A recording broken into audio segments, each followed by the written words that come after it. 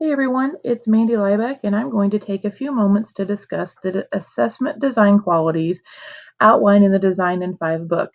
These qualities provide the foundation for effective and engaging assessment design and use. Those qualities are designing with precision, employing effective action, and last, fostering student investment. The first quality is designing with precision. It begins with the selecting and describing what we intend students to learn, and then determining a method or type of work that will give students and teachers a clear picture of their understanding. So within designing with precision, there are those two subsections, selecting and describing learning and determining the method. So let's dive in a little farther with selecting and describing learning.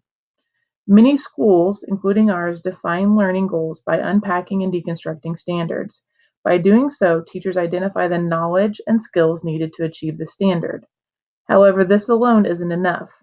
We can have all the documents we could ever need at our fingertips, but without teachers collaborating together to make meaning of the learning goals and identifying student work examples that best reflect achievement, we won't get very far. And in fact, we'll look much like this comic where we seem to be drowning in just paperwork and not any actionable results or plan. Second is determining the method. It is the work students produce which provides information about a student's thinking and learning. It could be a video, a weblog, a written paper, an interactive presentation, just to name a few. Each type of option has its strengths and limitations regarding the effectiveness and efficiency in getting high quality information about student learning. One of the most essential aspects of assessment design is matching the verb in the learning goals to the method of assessment in order to get an accurate picture of student learning. We will discuss this more in depth in phase 2 of this module. The second type, or quality, is employing effective action. Employing effective action centers around the use and communication of the information gained from the assessment data. Formative and summative assessments should be tightly aligned so there is enough time for students to practice and revise before being evaluated on the content, formative piece. Providing that descriptive feedback to students which will guide their next steps along with allowing time for revision, still in that formative area, and then working towards a summative component.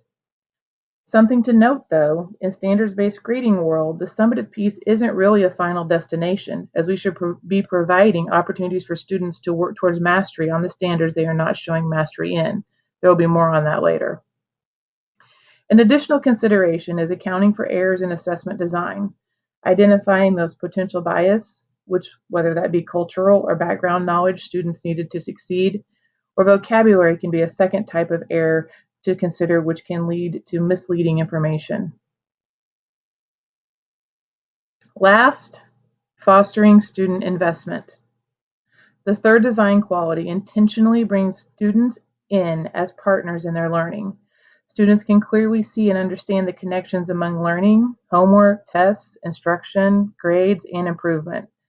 This picture provides student empowerment in his or her learning, and he or she can work to make a plan to move their learning forward. John Hattie discusses the power of teachers gathering feedback from their students and using it to inform instruction and assessment practices. Providing students with a voice to share their feelings on an instructional activity or assessment builds that culture of student investment. When students are invested, they have a clear idea of quality and not so quality work. They take action on descriptive feedback. They revise their work. They self-reflect on their learning, and they set goals based upon assessment information and make a plan of action to improve. This is a list of a few. There are many things that occur with that student investment.